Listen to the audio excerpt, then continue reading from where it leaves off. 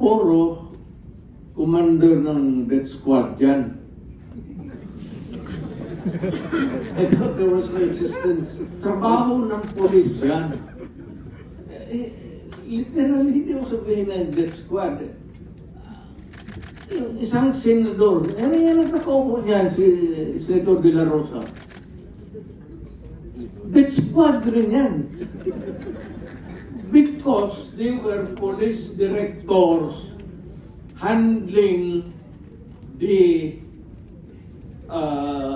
controlling crimes in the city.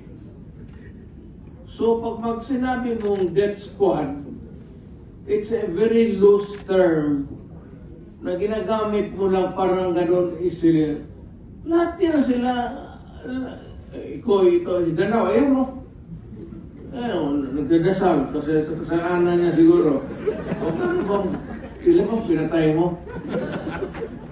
Dumaan yan. Ito, De La Rosa.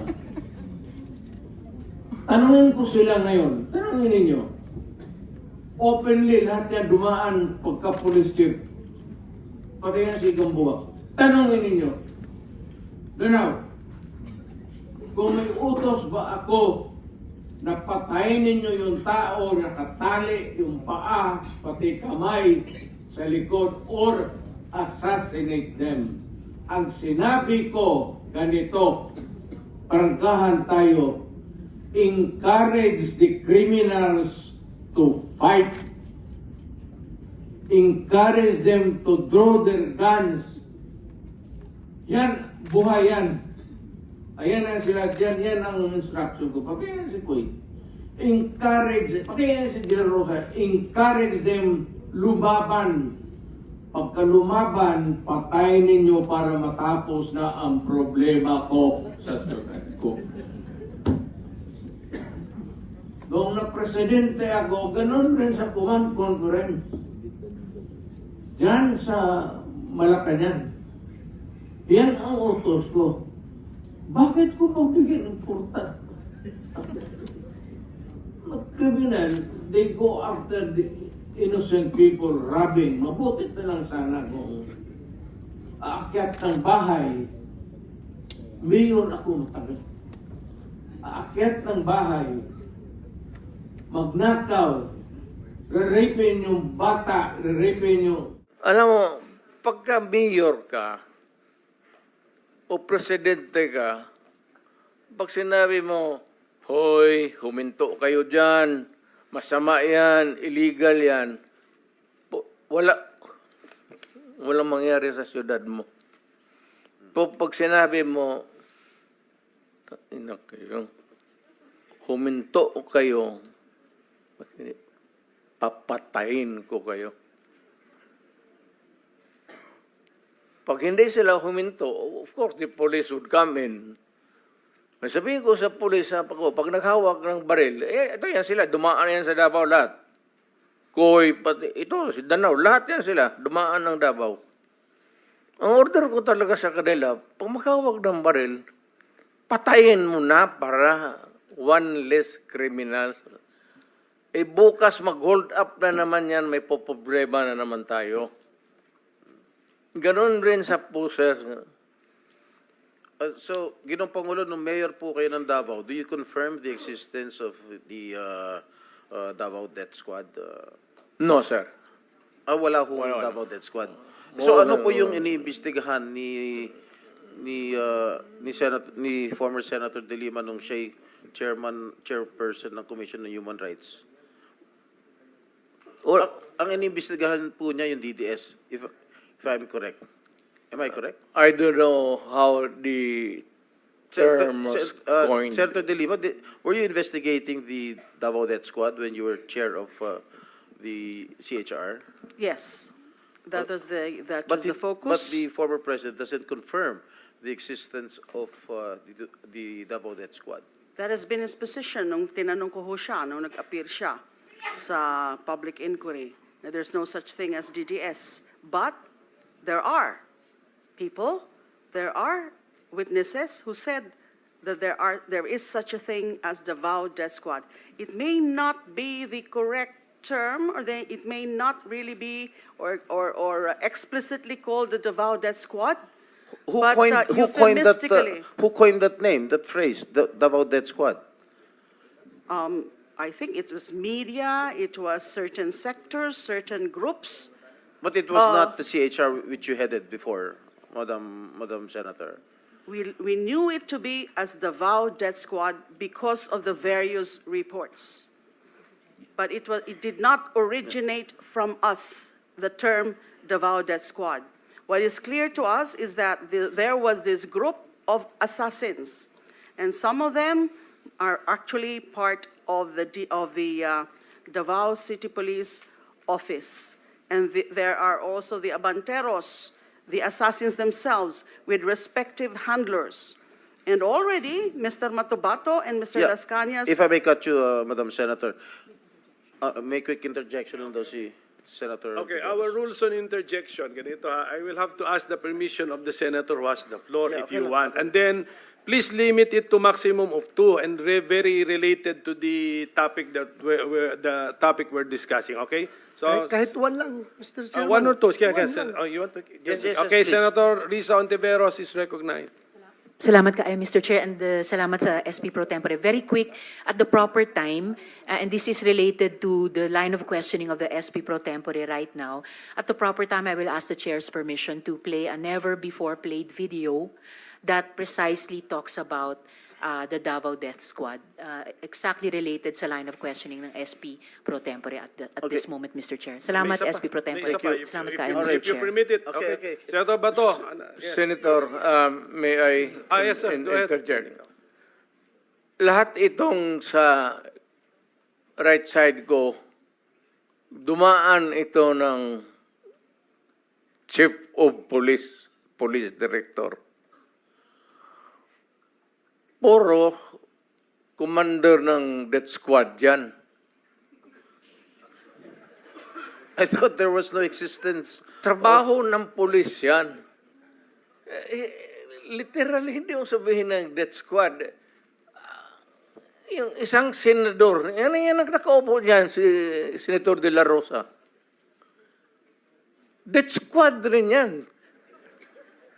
Because they were police directors handling the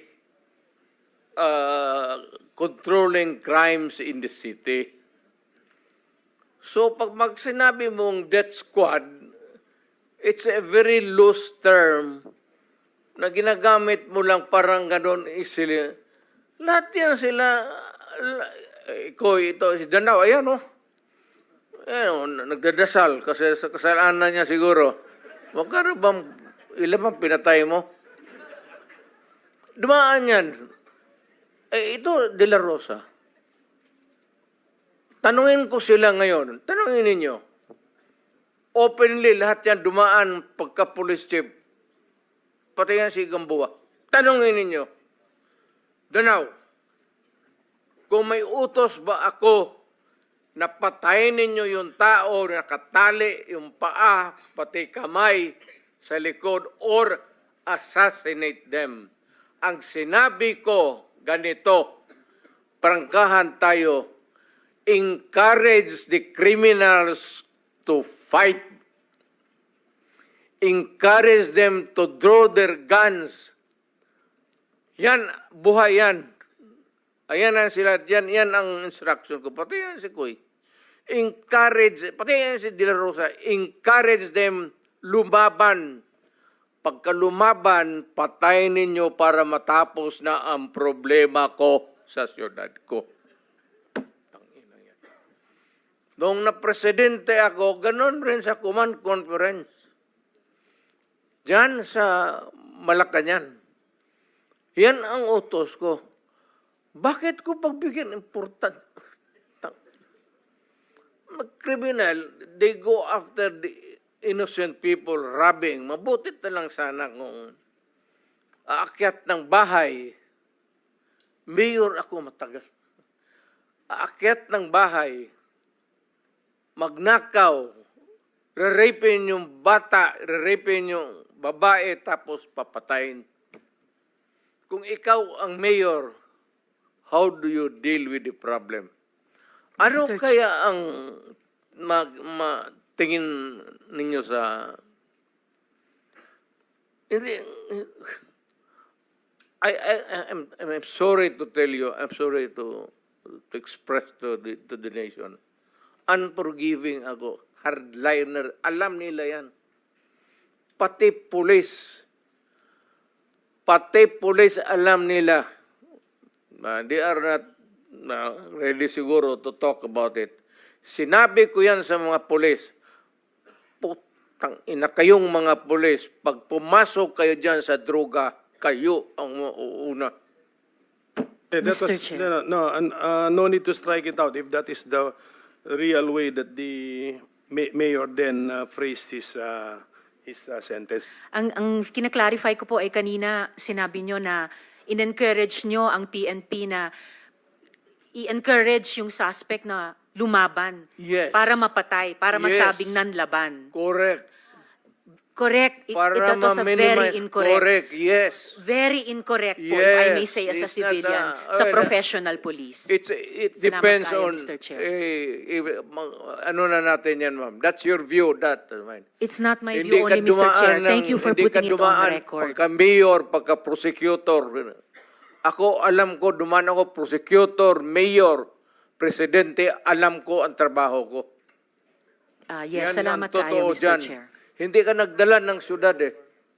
You never Totoo had po, the Mr. chance Chair. to solve the problem of the community. Thank you, Mr. President. Thank you for Senator putting it on Hindi record, tayo Mr. Chair. magkaintindihan dyan. Senator Estrada has the floor.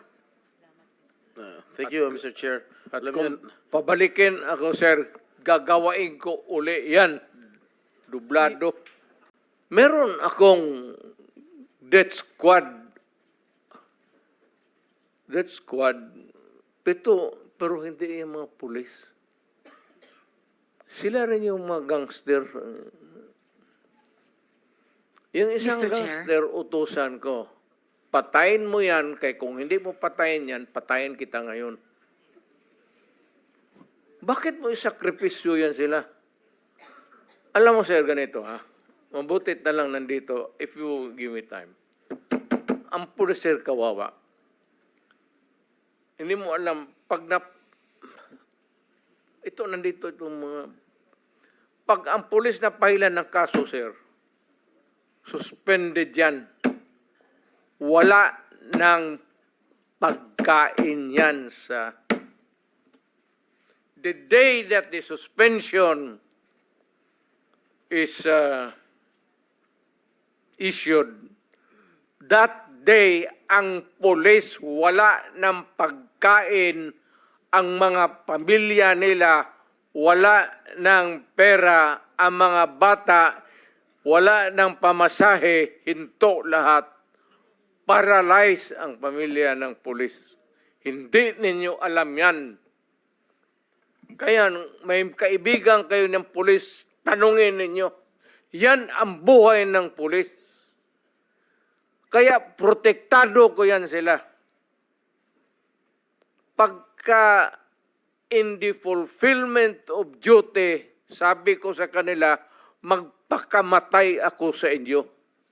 Pero pag nag-abuso kayo, nagpatay kayo ng tao, nag-hold up kayo, nag-kidnap kayo, putang ina, ako mismo ang papatay sa inyo. Mr. Chair. Mr. President, kayong Mr. magpahuli. President, okay, ako muna may tanong.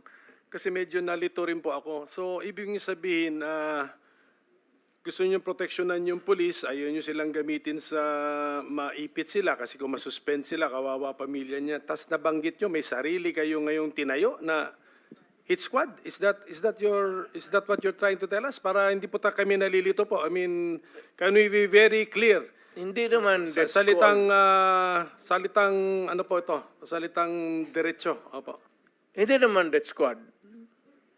Basta alam ng tao sa Davao na nandyan ako at magkamali ka and you commit a heinous crime at walang mapuntahan yung agrabyado, ako yan. And then how do you remedy the situation, Mr. President? Or how did you remedy those situations na nalapitan ka? When I am called for another investigation, sir, sabihin ko.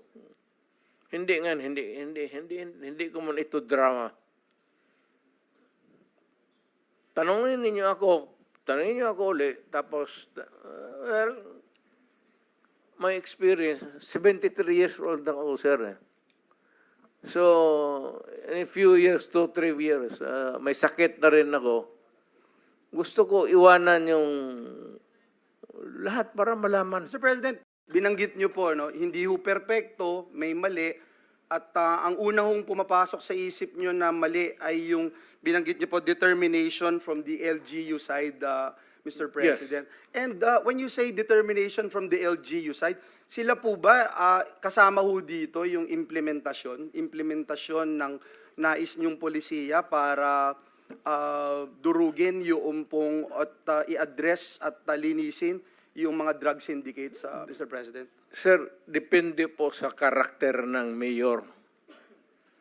Kasi may mga mayor na, yung complacent, tapos ayaw ng always looking forward to re-election, ayaw ng gulo, ayaw na magkakaroon ng problema. So itong mayor na kung gusto niya talaga mawala yung droga, ako noon, nung na-mayor ako, I was not looking toward a re-election. Wala sa isip ko yun. Ayan sila, si Bato. Nung nag-mayor ako, sabi ko, hindi ako interesado na ma-re-elected. Putang ina, magtrabaho tayong lahat. Ito ang gusto ko. Pati kayo mga pulis, putang, papatayin ko kayo litsi. Huwag ninyo akong... Kasi pagka-mayor ka na, magpa-ano-ano ka lang, pa-lutay-lutay ka lang, wala mangyari sa Pilipinas, maniwala ka. Lalo na yung mga mayors na pumapasok sa droga, yan ang dapat unahin patayin.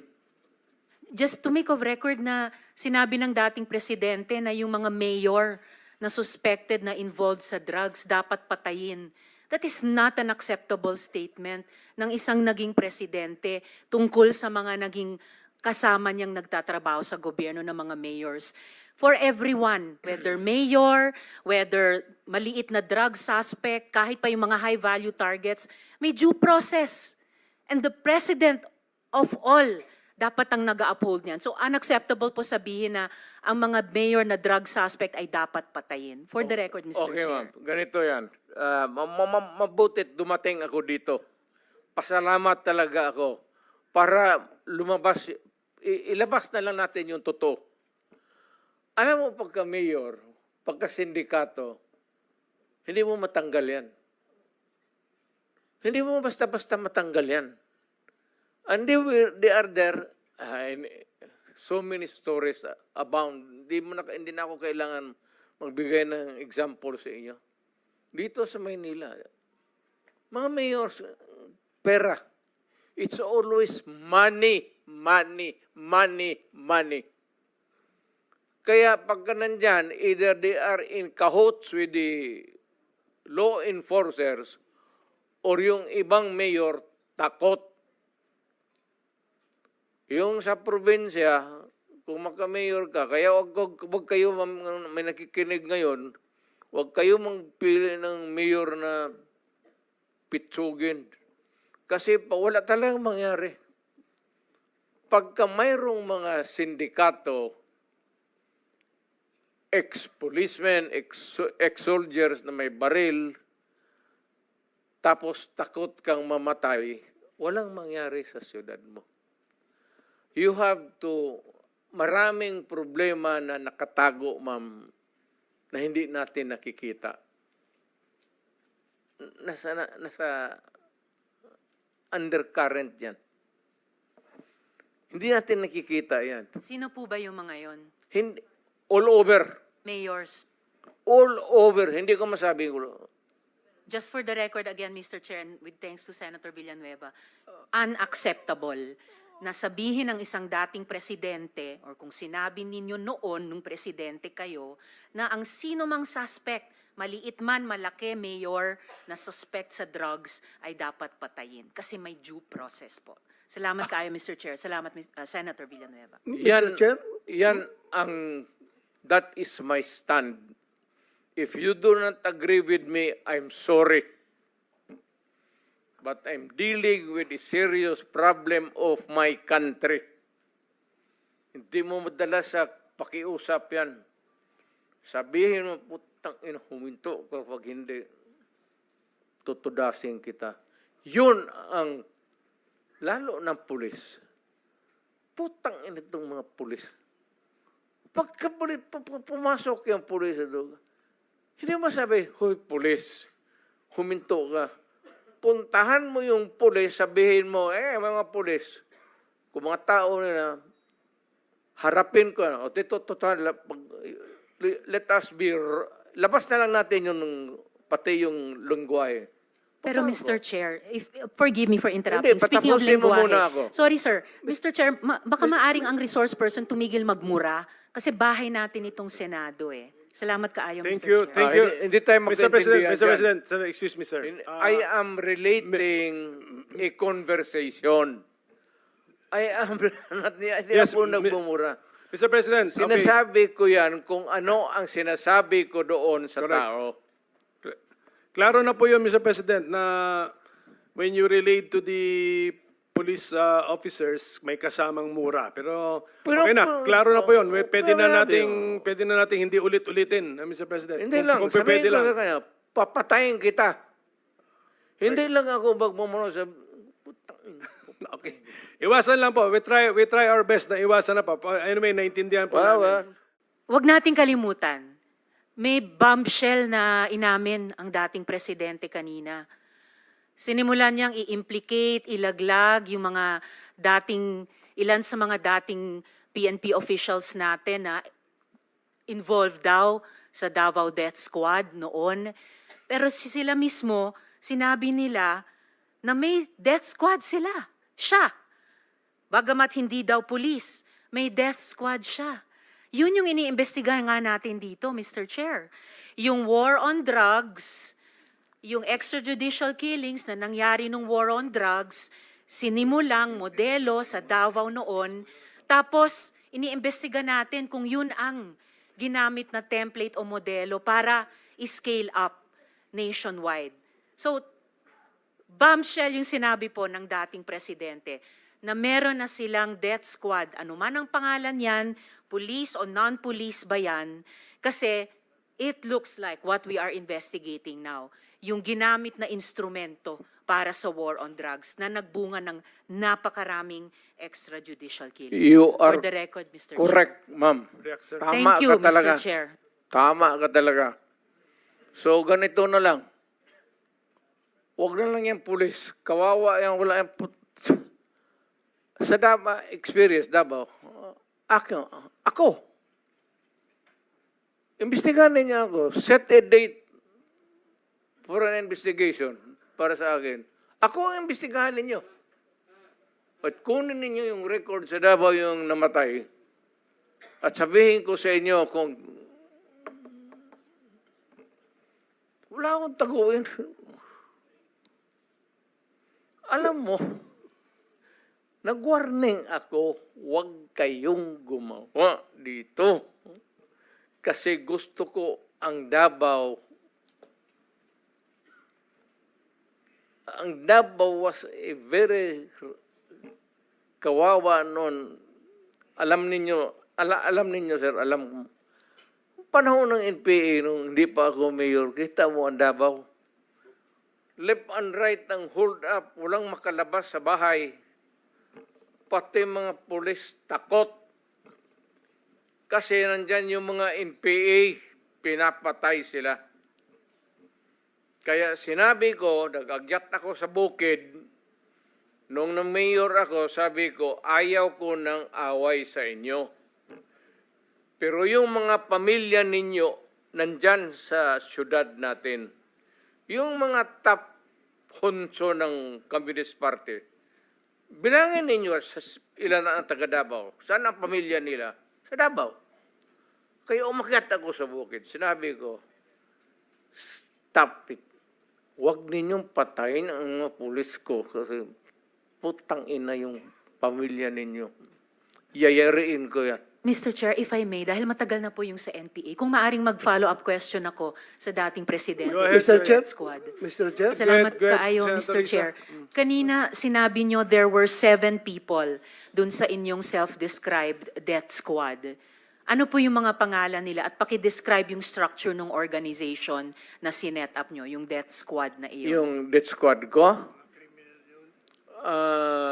ang death squad ko, ma'am, is, of course, it is organized.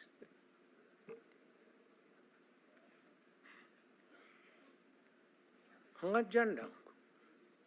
Ano po yung structure ng organization na iyon? Against criminals. Hindi po, yun yung task siguro na binigay nyo. Pero anong structure ng death squad niya iyon? Structure against crime and criminals. Ibig sabihin, ano po yung setup? At sino yung 7 yon na miyembro ng death squad Fight nyo? crime. No, sir. Yung pangalan nung sabi nyo, 7 tao na nasa death squad nyo. Mukhang patay naman sila lahat, ma'am. It's okay, sir. Ano pong mga pangalan nila? You know, when I was mayor, it's about 43. I am now 73. For the life of me, I cannot remember the name. And ano po yung structure nung 7 yon? Merong bang team leader, may 2 tenyente, then may 4 pa na tao? Ano po yung structure ng organization na iyon? I said I am 73 years old. Hindi ko nga alam kung bakit nandito ako kaharap mo.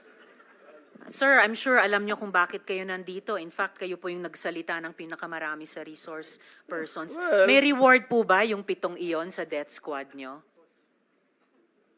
Again, ma'am? May rewards po bang ibinibigay sa mga miyembro ng death squad nyo tuwing nakakapatay sila? Police? Police ba yung death squad nyo? Yung Yun ang allegations. Hindi po, yung sinabi nyo kanina. Huwag tayong lumabas dyan. Hindi po ako lumalabas. May ibang lumalabas. O Yung dito sinabi tayo po ninyong ang death squad, pinag-usapan dito, may rewards po ba yun? is centered sa police na sinasabi na binabayaran. No, sir. Pina-follow up ko yung sinabi ninyo. Ay, yung civilian? Unprompted. So, kung civilian yon, yung sinabi nyo na death squad nyo na 7 tao, may rewards po ba yung 7 taong iyon kapag nakakapatay sila? Ay, hindi, ma'am. Mayayaman yung mga... Maraming gago na mayayaman sa Davao. Hindi Ano mo pong kaya- koneksyon ng mayayaman sa Davao? Gusto dun sa pumatay miyembro ng ng mga death kriminal. squad? Because Ibig sabihin, they want their city to be safe. nagbibigay sila, yung Because mayayaman, they want ng reward sa business to death thrive. squad? Yes, sir. Bago po yan, Mo. sinasabi nyo ba na yung mayayaman sa Davao nagbayad sa death squad para pumatay? No, hindi, ma'am. Si Sila Colonel mismo. Makasait po ba kasama sa death squad na iyon? Sino? Colonel Makasait, kasama po ba sa death squad na iyon? Colonel Makasait? Ma'am, alam mo, sa totoo lang, mahabang istorya to. It's okay, sir. Maikli lang sana Pero kung ang sagot. problema, ma'am, patay na yung tao. Si Colonel Makasait ay patay na. Ayaw kung marami. Police officer in the police department. Pero patay na yung tao. Okay, sir. May Huwag mo rewards akong po ba tanungin sila? kung anong history yung tao na yan, patay na. Okay. May rewards po ba sila, yung mga miyembro ng death squad nyo? Sino? Ako? Magbigay? Yung 7 miyembro, kung sino man ang nagbigay, may rewards ba sila kapag pumapatay sila? Walang reward, ma'am, kung Walang police rewards. yan. Lalo Hindi na ho. police. Bakit Wag- ako magbigay ng reward sa mga... Paiba-iba, hindi po. Paiba-iba Trabaho po nila yung yan. sinasagot nyo eh. Hindi ko tinatanong yung mga pulis. Oo. Tinatanong ko po yung mga miyembro ng death squad nyo. Ah. Binabayaran ba sila kapag nakakapatay sila? Wala. Wala.